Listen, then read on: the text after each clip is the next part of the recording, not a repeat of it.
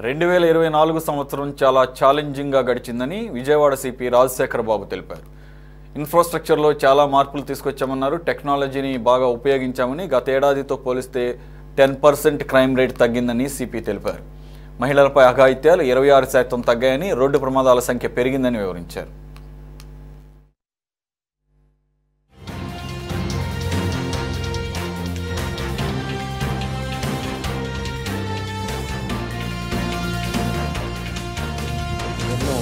సవాళ్లను విసిరింది. ముఖ్యంగా 2024 సంవత్సరంలో లోక్సభ, అసెంబ్లీ ఎన్నికలు కావచ్చు, తర్వాత ఎన్నికల తదనంతరం వచ్చిన పరిణామాలు కావచ్చు, తర్వాత విజయవాడ నగర వరదలు కావచ్చు, తర్వాత కొన్ని ఇంపార్టెంట్ ప్రోగ్రామ్స్ లైక్ మనకు విజన్ 2047 డాక్యుమెంట్ సమావేశం కావచ్చు, లేదంటే దసరా ఉత్సవాలు కావచ్చు, భవానీ దీక్షలు కావచ్చు, ఇలాగా పలు కార్యక్రమాల్లో పోలీస్ శాఖ తలమునకలై పోలీస్ సిబ్బంది అంతా కూడా చాలా అద్భుతంగా పనిచేయడం జరిగింది.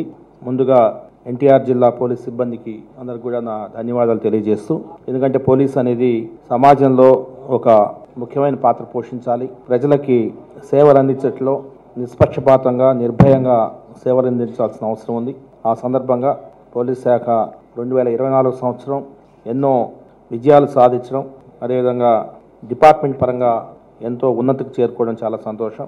నేను వచ్చి కూడా దాదాపు 5 నెలలు అయింది. 5 నెలల్లో చాలా సంస్కరణలు పోలీస్ శాఖలు తీసుకొచ్చాం. పోలీసింగ్ అనేది ఎలా ఉంటే ప్రజలు సంతృప్తి వ్యక్తం చేస్తారో అన్న దాని మీద నిరంతరం డీసీపీస్, అడిషనల్ డీసీపీస్, అదేవిధంగా ఏసీపీస్ అందరం కూడా బ్రెయిన్ స్టార్మింగ్ చేసుకుంటూ ముందుకు పోతున్నాం. కొన్ని విజయాలు సాధించాం, ఇంకా చాలా విజయాలు సాధించాల్సి ఉంది. దసరాలో చాలా ఈసారి ముఖ్యంగా ట్రాఫిక్లో చాలా అద్భుతమైన విజయాలు సాధించాం. చాలా ప్రశంసలు కూడా వచ్చాయి. ఎందుకంటే ప్రతి సంవత్సరం కూడా ట్రాఫిక్ విపరీతంగా ఆపేసేవాళ్ళు, దిగ్బంధనం చేసేవాళ్ళు, సామాన్య ప్రజానికం కూడా సరిగ్గా మూవ్ చేయకుండా, మూవ్మెంట్ లేని పరిస్థితి ఉండేది. ఆల్మోస్ట్ 10 రోజులు కూడా ఈ ఫెస్టివల్ ఎప్పుడు అయిపోతుందా అంత విసుగు ప్రజలకు వచ్చేది. ఈసారి దానికి విభిన్నంగా ఈసారి మేము డైనమిక్ ట్రాఫిక్ మేనేజ్మెంట్ సిస్టమ్ అస్త్రం అనే ఒక అప్లికేషన్ మీకు చూపిస్తాను. అస్త్రం అనే అప్లికేషన్ ఉపయోగించుకొని చాలా డైనమిక్గా ట్రాఫిక్ మేనేజ్మెంట్ చేశాము. దాని గురించి చాలా మంచి పేరు, దసరాలో చాలా మంచి పేరు వచ్చింది. అదేవిధంగా విఐపి మూమెంట్ని కూడా చాలా వరకు కట్టడి చేశాము.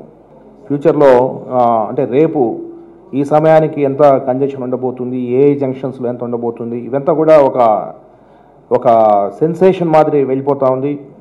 అస్త్రం అనే యాప్ మేము ముందు ఊరికే కొన్ని ఇన్పుట్స్ తీసుకోవడానికి స్టార్ట్ చేశాము, కాకపోతే దాన్ని రోజు రోజుకి విస్తరించుకుంటూ పోతున్నాం.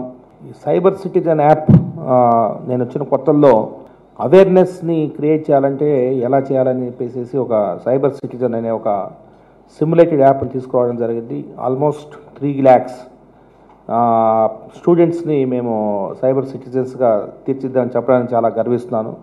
ఎందుకంటే అసలు ఈ సైబర్ ఫ్రాడ్స్ ఎటువంటి ఫ్రాడ్స్ అనేది చాలామంది తెలీదు. ఒక అవేర్నెస్ని సమాజంలోకి చొప్పింపజేసి మేము చాలా దూరం ప్రయాణం చేశాము.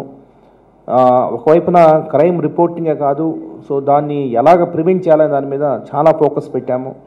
ఫోకస్ పెట్టిన సందర్భంలో ఈ సైబర్ సిటిజన్ యాప్ అనేది ఫస్ట్ ఇంటర్వెన్షన్. మేము ఈ ప్రివెన్షన్లో ఒక అవేర్నెస్, ఒక ఎడ్యుకేషన్ ఇవ్వాలనే ఉద్దేశంతో సైబర్ సిటిజన్ యాప్ పెట్టిన తర్వాత మాకు అర్థమైంది ఇది లాంగ్ రన్లో పనిచేస్తుంది, కానీ షార్ట్ రన్లో ఇంకా మనము వేరే విధాలుగా మనం ముందుకు వెళ్ళాలా అని అనిపించి టార్గెట్ని మనం రీచ్ కావాలా, ఎవరైతే సైబర్ ఫ్రాడ్స్టర్స్కి ఎవరు విక్టిమ్స్ అవుతున్నారో ఆ టార్గెట్ గ్రూప్ని మనము డైరెక్ట్గా వాళ్ళకి అవేర్నెస్ క్రియేట్ చేయాలనే ఉద్దేశంతో బ్యాంకర్స్తో మీటింగ్ పెట్టడం జరిగింది.